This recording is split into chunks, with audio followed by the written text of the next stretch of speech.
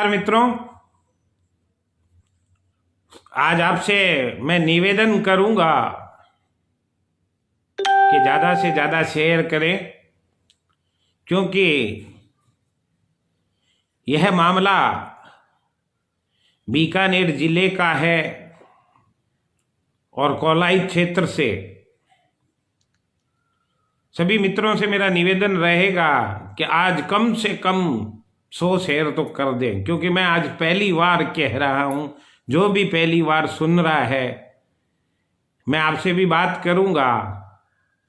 और आज मैं आपको जो लव जिहाद जिसको लेकर सोशल मीडिया पर मेरे कई उत्साही युवा, जिनको ABCD का मालूम नहीं, जो धर्म के नाम पर बातें कर रहे हैं, वास्तव में जिन लोगों ने जो घटना की है वह कितने अधर्मी हैं, वो आपके सामने अभी मैं पेश करने वाला हूं। यह मामला कोलाई क्षेत्र के बीठ नोक का है।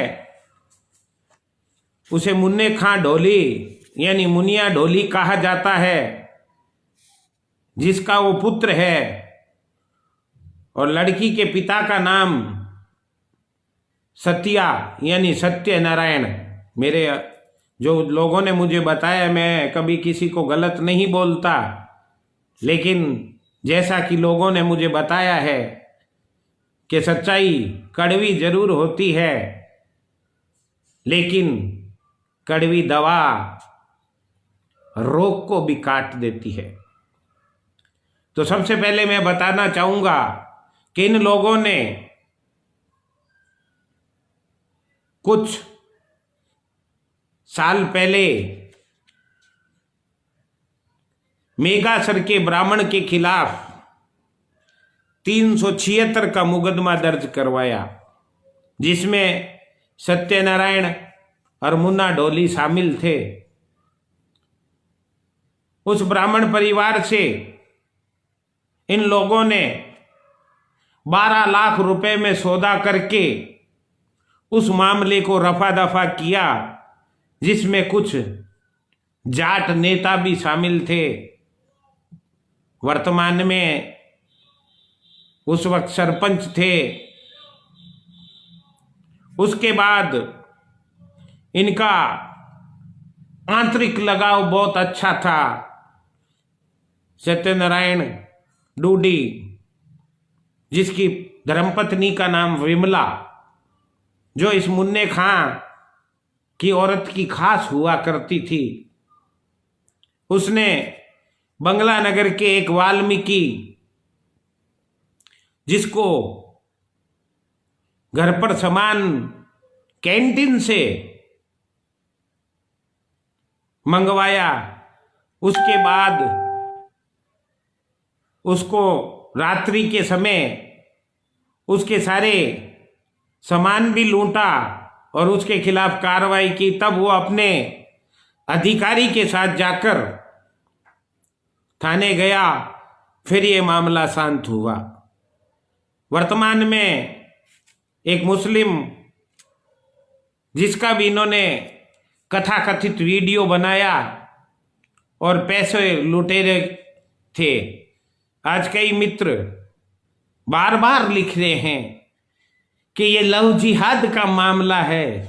ये लव जिहाद का मामला नहीं। आज मैं देवी सिंह भाटी की बात, जो भाटी जी के बात से इत्तेफाक रखता हूं कि जब समाज का नियंत्रण नहीं होता है तब ये सारी बातें होती है।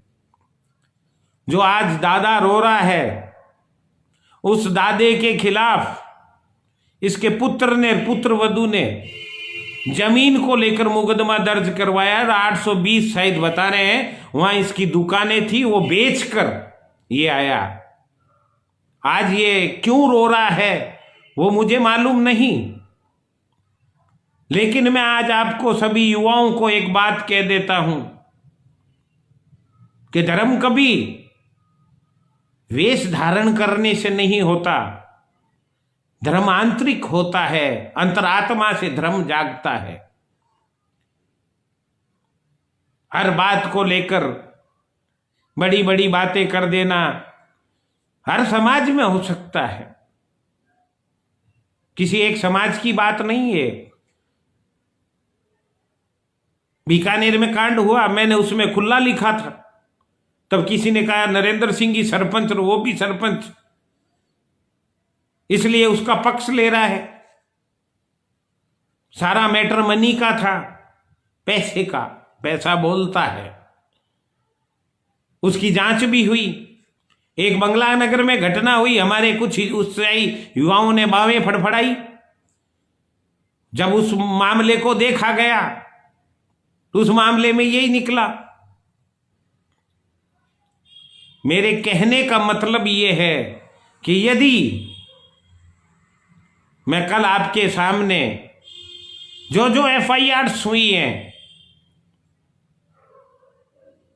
वो भी लेके आऊंगा, लेकिन इतनी बेवकूफी इस सोशल मीडिया पर, कभी महिपाल सिंह मकराना बोल रहे हैं, कभी उपदेश राणा बोल रहे हैं, अच्छी दुकानदारी लगा रखी है। हिंदुस्तान के युवाओं को बरगलाया जा रहा है। मैं ये बात नहीं कहता कि साहब किसी के घर में नहीं हो सकती, हर घर में हो सकती है।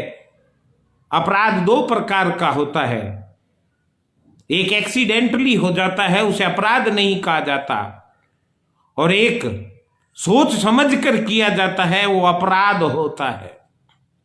मेरी किसी से रास्ते में कोई बात को लेकर लड़ाई होगी, वो एक्सीडेंटली हो गया, और यदि मेरे साथ मैंने सोच विचार के कहा कि मेरे को तो उससे लड़ने ही जाना है, वो वास्तव में अपराध होता है।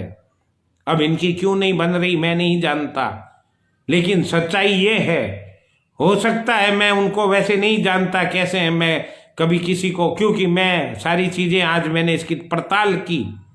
मैंने कहा मामला क्या है भाई, इस मामले में क्या हो सकता है। साहब आपने कितने घरों को रुलाया, आज उसका बाप रो रहा है, उसका दादा रो रहा है, तो तू तो उसी दिन मर गया था।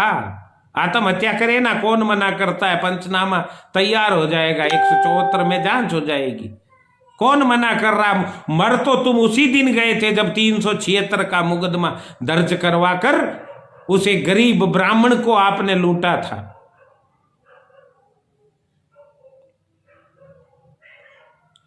उसके थाने में पैसे लगे, लोगों ने पंचायती की, उन्होंने मजे लिए।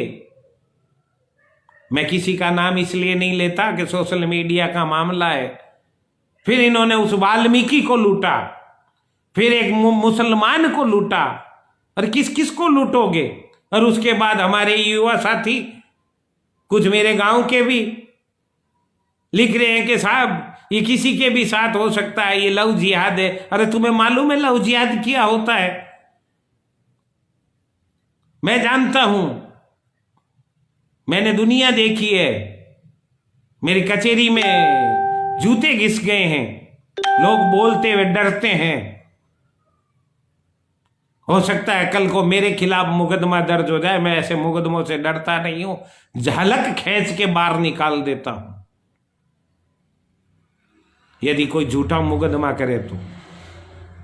लेकिन आपसे जरूर निवेदन करूंगा कि इस प्रकार के दुस्साहसी लोग, भ्रष्टाचारी लोग, चरित्रहीन लोग, आपने उसकी फोटोएं देखी, आज रो रहा है कि मेरे घर में ये हो गया, मेरे घर में वो हो गया। एक बीठनोक का दमामी। साहब इस जात की इतनी औकात नहीं है। आज बड़े बड़े लोग बयान दे रहे हैं कि हम 17 तारीख को पहुंच रहे हैं। अरे आप किस मुंह से पहुंच रहे हो? यदि मेरे पास शासन हो तो एक निर्वासित प्रक्रिया होती है। मैं जिले से निर्वासित नहीं, पूरे ऐसे लोगों को देश से निर्वासित कर दूं, क्योंकि इन्होंने गंदगी फैला रखी है। राजनीतिक शब्द आ गया, लहू जिहाद। जिन लोगों को बर्बाद किया है उनके साथ इन लोगों ने क्या किया, हरामखोरों ने। तो मैं तो आपसे निवेदन करूंगा कि आप 205, 213, जितने भी लोग आज देख रहे हो, मैंने आज तक किसी को ये नहीं कहा कि ऐसी बातें शेयर करें, लेकिन मुझे कहना पड़ रहा है। मैंने ऐसे कई मामले थानों में देखे, प्योर लोग कहते हैं हनी ट्रैप।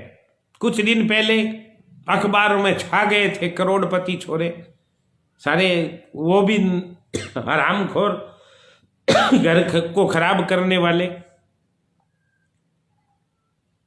लेकिन मैं उनसे पूछना चाहूंगा आज माँ बापों से कि जब आपकी सुबह बच्ची घर से निकलती है, उसके पास व्यंगलर की 6000 की जीन्स, मैं उन लोगों से बात कर रहा हूं, कोई बुरा ना माने, कई ऐसे भी हैं जो अफोर्ड नहीं कर सकते और वो पहन के आती है। उसके पास आईफोन, वो बड़े होटलों में उसकी सेल्फियां, जहां कॉफी 400 रुपए की मिलती है।